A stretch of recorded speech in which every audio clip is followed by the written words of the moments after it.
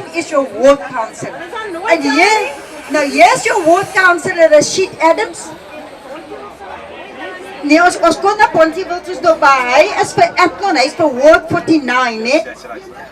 En dan, behalwe die ward council het julle ook 'n sub-council chair en hier staan sy naam is George Marsh. Hy is hier by die Athlon kantoor. So die punt wat ek probeer maak is dat mense, ons moet nie die goed op die hand hou nie, want hulle sê as ons stil bly wat ons so swaar kry. Ons moet praat, ons moet uitkom met die goed en ons moet kom vra vir help. So ek is vandag hier saam met die ward council en die sub-council chair and we are here to listen to you.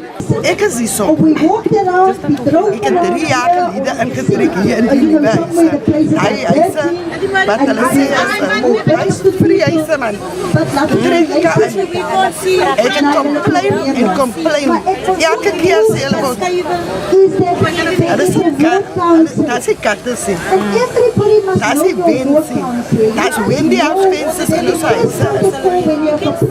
Ik ried dat van achteraf. Als je complain, hulle sê jy kan inkom om te complain, maar nooit het hulle een dag gekom om ons routes te kon regmaak. Een dag nog het ek uit vir 'n naweek, as ek terugkom te lê my venster buite. Reg buite. Toe kom hulle die maandag. Kom hulle ons hoor en fix. Toe sit hulle die venster in. Maar na die toe kom daar 'n Chinaman. 'n Chinaman. Ek weet nie wat het hy gesê nie, maar hy is musiek. Ek dis al toe kom hy wel.